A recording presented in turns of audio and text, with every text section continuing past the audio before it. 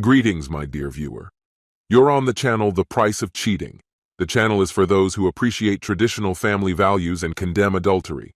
So be sure to subscribe to the channel. Let's get started.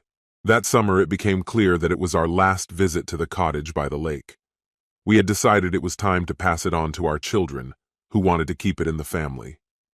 With each passing year, it had become harder for us to make the trips, especially in the summer months, unlike the days when we were young and full of energy. Our home had already been sold, and we were preparing for the next chapter of our lives in a different city.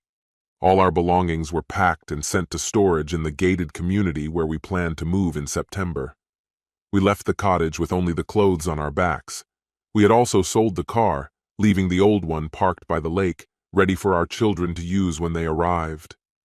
Our new residence was in a retirement home, specially designed for a comfortable life at this stage. A small medical facility was nearby, part of a larger network, so medical help was always within reach. Shopping had become easier, and most of the time you could just hop in a golf cart and go about your errands. The weather was pleasant year-round, a welcome change. It seemed like the perfect place to spend the last years of our lives. We had lived a full life. Linda loved me with all her heart, and I loved her just as deeply. Over the years, we had argued more than once, but in the end, we complemented each other.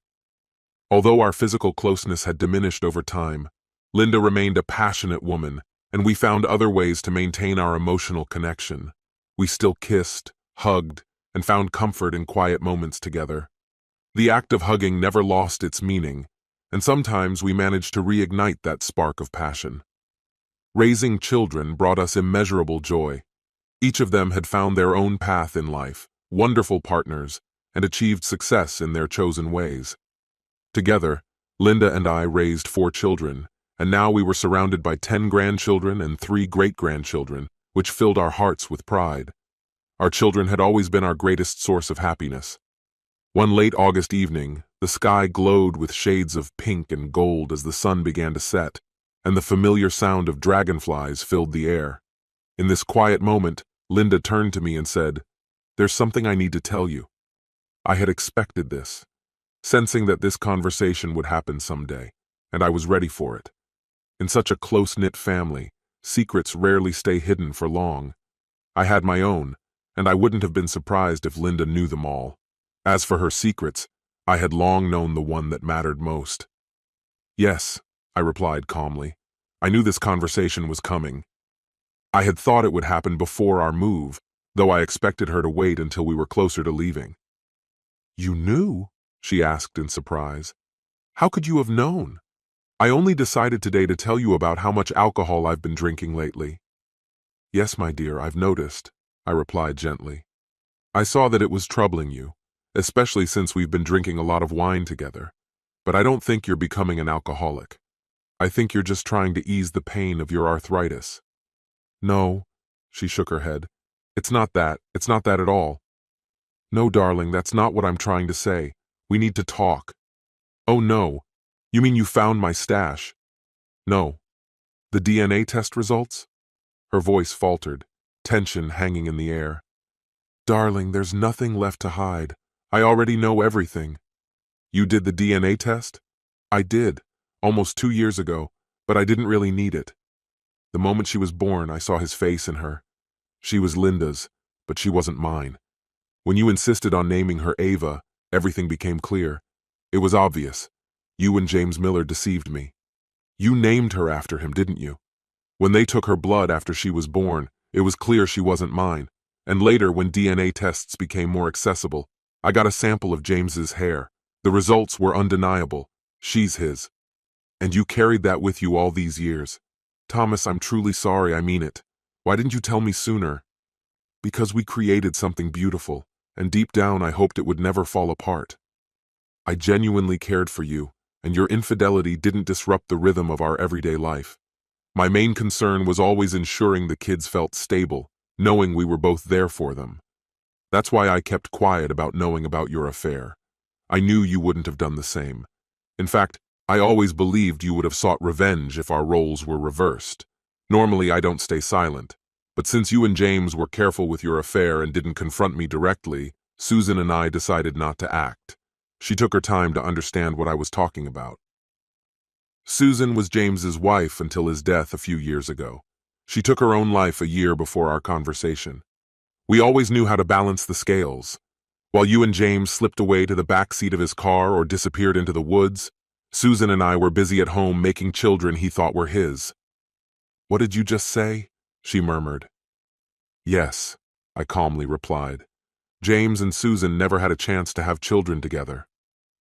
They tried for years, spending a fortune on fertility treatments, all in vain, because James's sperm wasn't viable. But somehow, against all odds, you became the lucky recipient of one of his rare successes. But here's the truth. All their children are mine. "Do they know?" she whispered, her voice barely audible. "Yes, they know. She told them everything before she died, and each of them has spoken with me at length about it. James will always remain their father in their eyes, and they love him for raising them. But they also understand why Susan made the choices she did. In a way, they've come to terms with it, realizing that if things had been different, they might never have been born." "You got what you wanted, didn't you?" she suddenly asked. "What do you mean?" I asked softly. "When we got married, you always said you wanted a big family. I didn't want more than 4 children, but somehow you ended up with 8. 12, actually," I corrected her. Her eyes widened as the truth started to sink in. Susan wasn't the last part of this story. And then her shock deepened as another piece of the puzzle clicked into place. "My nieces, they're yours too, aren't they?" she whispered. "Well, let's give Aunt Linda a round of applause," I chuckled. She used to joke that her nieces looked more like me than their own family. "Yes, your sister saw you and Roger sneaking away that night during our vacation. She followed you to the beach, where you found a lounger to relax on. She also overheard your conversation, the one where you excitedly reminisced about how thrilling it was to see each other naked earlier when we were all sunbathing. You even made plans to meet on Thursdays when we got home. You started taking dance lessons, and he said he'd go bowling. Once a month, you both skipped those lessons to meet at a motel. We've got some great pictures. I've even scanned them onto my laptop if you want to take a stroll down memory lane before bed. A little tour of your passionate adventures. And by the way, I've gathered evidence of your other escapades, too." She looked utterly stunned, frozen in shock at my revelation. "Calm down. I've never had to carefully plan my revenge. Fate always intervened and did it for me, punishing people in ways I could never have orchestrated myself. Maybe you just bring bad luck. Just look at Michael Williams, the UPS guy. He got caught dealing illegal substances, right? The police caught him red-handed. Turns out he was hiding the stuff among the packages he delivered, even secretly dropping it off at the doorsteps of his regular clients. As far as I know, he's still rotting in prison. While you were fooling around with your boss, someone tipped his wife off to spy on him during his Wednesday lunch breaks. She caught him in the act. He didn't stand a chance. She divorced him and took everything he had. And you got off scot-free. You were his Tuesday girl. And she never found out. Don't worry. Your secret's safe with me. Remember the day the exterminator died in his truck? It was the same day he worked at our house, and you decided to thank him with a special service. Somehow there was a leak in his chemical tanks, and when the fumes mixed, his van turned into a toxic chamber. At least his death was quick. And then there was George Brown, Junior Diaz's teacher. They found him burned to ashes in his own bed. The firefighters said it looked like he fell asleep with a cigarette, and the fire engulfed him. You knew about all of this, didn't you? And you never tried to stop me. Why? Was this your plan all along? To kick me out of the house, force me into a divorce, and leave me stuck in some dingy apartment? Meanwhile, you'd stay in my house, living off my money, and I'd see the kids once every 2 weeks, maybe twice a month, working myself to death just to support 2 families. And as the cherry on top, I'd be left without the chance to meet anyone else, spending my lonely, dull old age alone. No way. Linda, you used to be everything I ever dreamed of. You took such good care of me and the kids. The house was always in order, and you made more money than some people make working 2 jobs. You were amazing, and you still are. I could never completely let you go, But I betrayed you. I cheated. And you, well, you were insatiable, selfish, always wanting more. But what you did opened the door for me too. I slept with so many women I lost count. It was a wild ride. Tall, short, curvy, slim, blondes, brunettes, redheads, toned, soft, intellectuals, or fun-loving. I had them all. Women of every kind. I've been with athletes, brainiacs, celebrities, and those who went unnoticed by everyone. It didn't matter if they were rough or gentle, cold or passionate. I went through them all. So don't feel like you need to spill everything in detail. I haven't revealed my secrets. You know what you know, and maybe I don't know as much as I think. We sat together for a while longer, sipping the smooth red wine and watching the sun dip below the horizon. The evening filled with the chorus of frogs and crickets, and a sense of calm washed over me. After some time, she stood up and went to bed. The night passed in silence, and I dozed off in the chair, a faint smile on my lips, as I finally comprehended everything she had come to know. At dawn, Linda found him still there on the porch, gently rocking back and forth. His hand firmly gripped the stem of a glass, half filled with wine. He exuded calmness, and a soft, warm smile played across his face. The previous evening, she had cried when he revealed a truth to her that she had never expected to hear. But as the new day broke, a sense of peace settled over her. Suddenly, it became clear to her that she had long desired more than Thomas could ever offer. Though he had been her most passionate lover, her needs had always exceeded what he could give. Other men had crossed her path, and she had never regretted it. An unnoticed sense of justice crept into her soul when she realized that Thomas had fathered the children of other women. It seemed to balance their life together. She had suspected that during their mysterious financial struggles, when they had to cut back on expenses, Thomas might have been supporting her sister or Susan Miller, or perhaps even their children. And yet, he had always treated their youngest daughter as his own. The thought that the tragic accidents that had befallen her former lovers might not have been accidents at all suddenly struck her. Perhaps Thomas had taken matters into his own hands. Strangely enough, this realization also brought her some closure. Thomas had always been a man who took what he desired, and losing her to another man was not a challenge he could ignore. What surprised her most was his ability to separate their family life from these tangled affairs. Everything that happened outside their home stayed there, until that very night. His love for her had been deep, unwavering, and absolute. This remarkable man had accepted her flaws and loved her as she was, drawing strength from the imperfections that defined their relationship. He had played by the rules she had set, and realizing this made her love him even more. As she held his cold, stone-like hand for the last time, the guilt she had carried for her insatiable desires began to dissolve. She lifted the glass he had been holding and took a deep breath. There was no trace of his familiar scent. He had chosen his own path to leave this world. Thomas had never intended to move. His heart had always belonged to the lake. She picked up the phone and dialed their eldest son's number, asking him to come to the lake as soon as possible. She broke the news. His father was gone. Then she contacted her eldest niece and Patricia Miller, Thomas's sister. After all the calls, she sat down in the rocking chair beside him, leaned in close, and kissed him goodbye.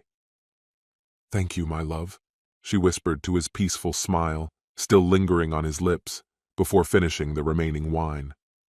The bitterness vanished instantly as she realized how Thomas had taught her to savor the complexity of his tastes. Sweetness mixed with hints of plum and blackcurrant, leaving a long cherry finish on her tongue. It was exquisite. The lake shimmered under the golden sunlight, reflecting its beauty back at her. It was perfect. She closed her eyes, and in that moment, the world around her became utterly still and silent. This concludes the story. If you like it, then put your powerful like and subscribe to the channel. Greetings, my dear viewer.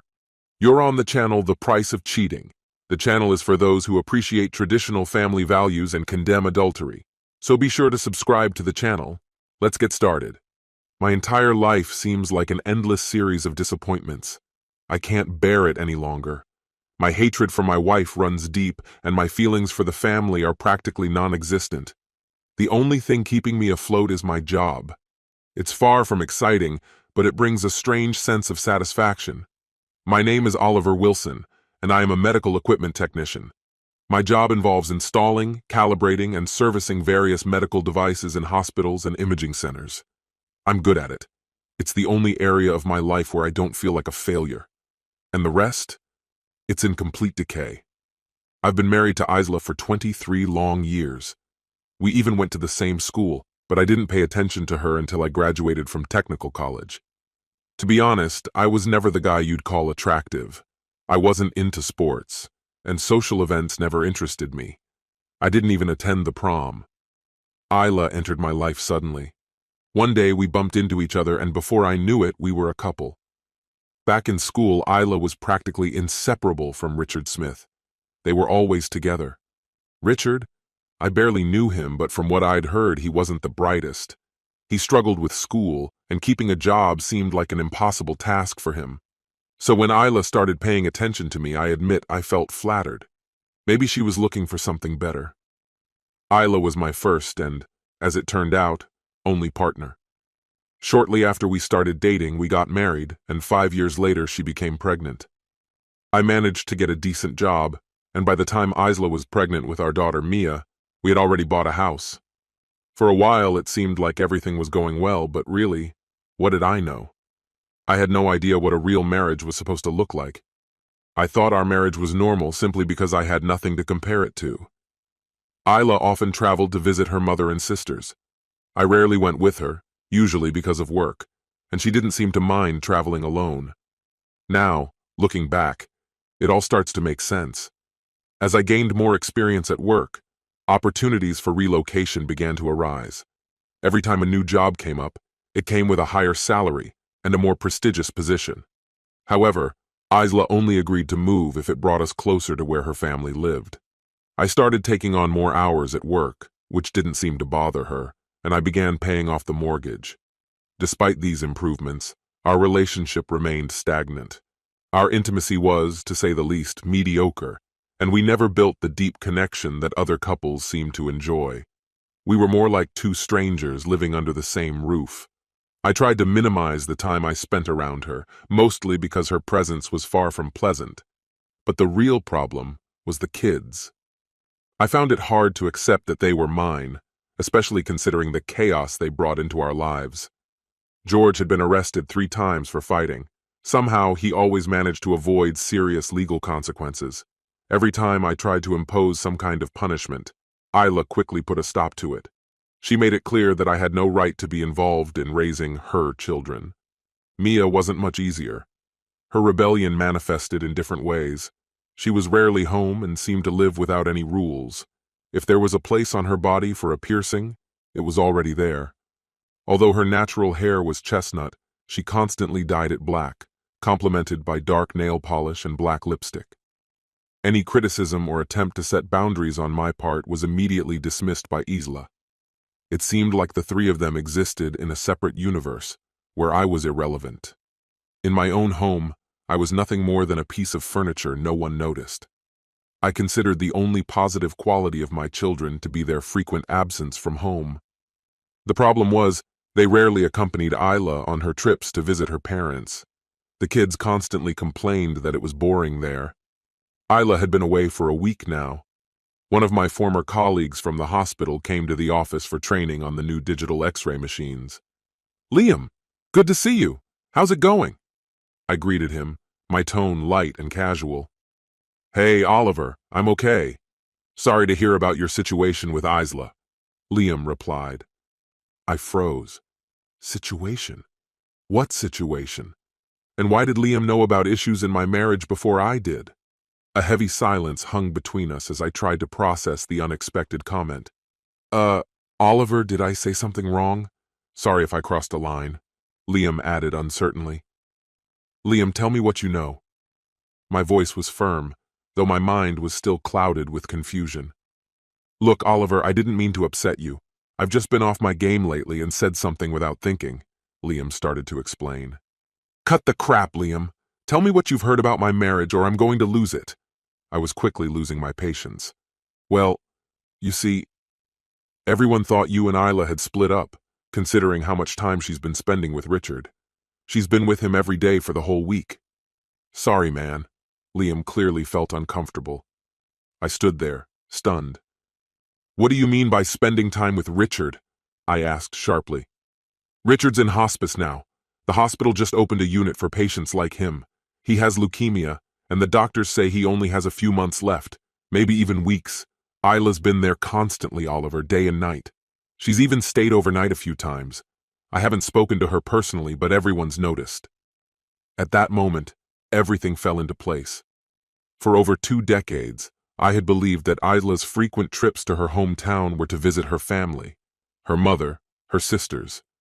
But no, she was meeting Richard, her old boyfriend. I wasn't the one she truly loved.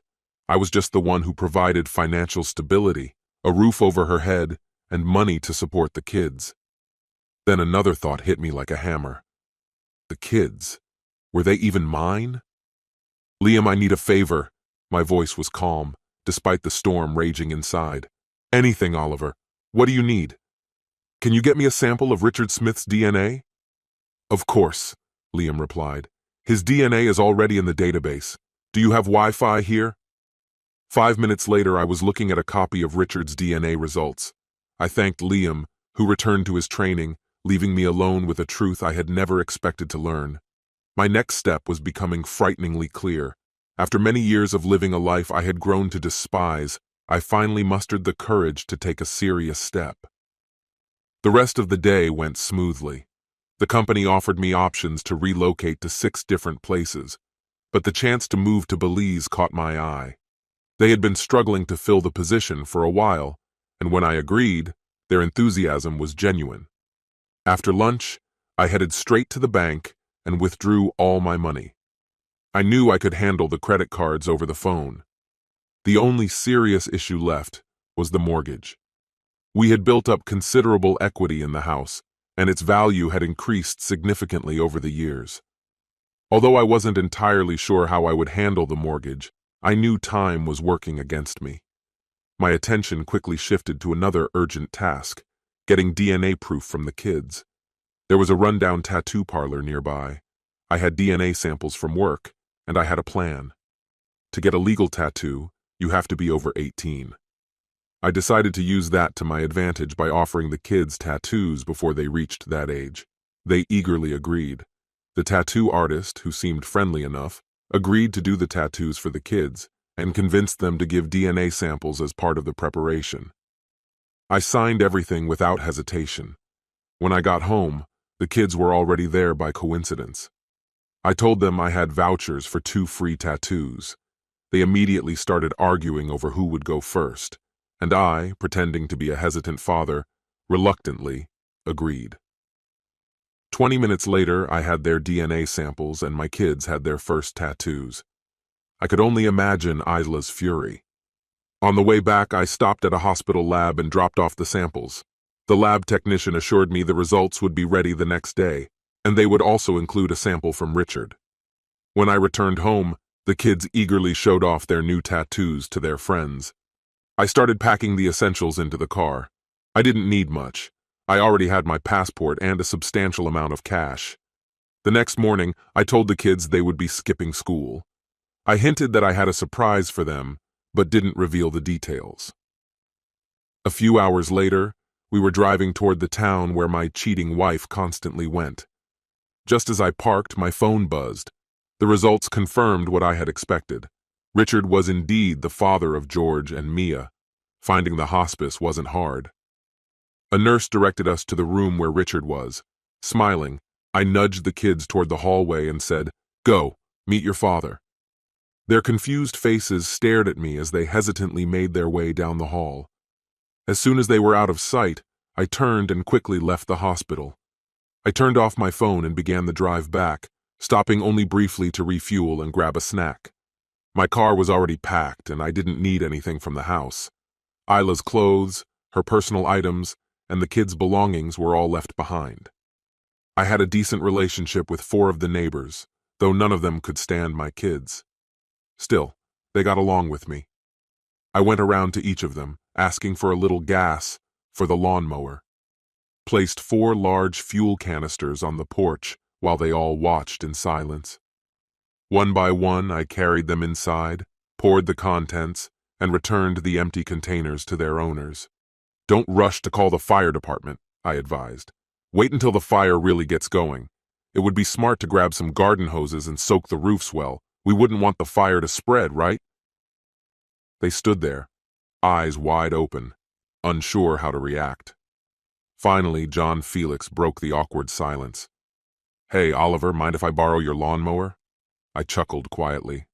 Sure, John. Go ahead, use it. If anyone else wants to grab something, I added with a grin, better do it now before it's too late. Within minutes, they were scrambling to take everything they could from the garage. It was almost amusing to watch them hustle, but I appreciated their unspoken support. When they finished, everyone returned to their homes, preparing their hoses just in case things went sideways.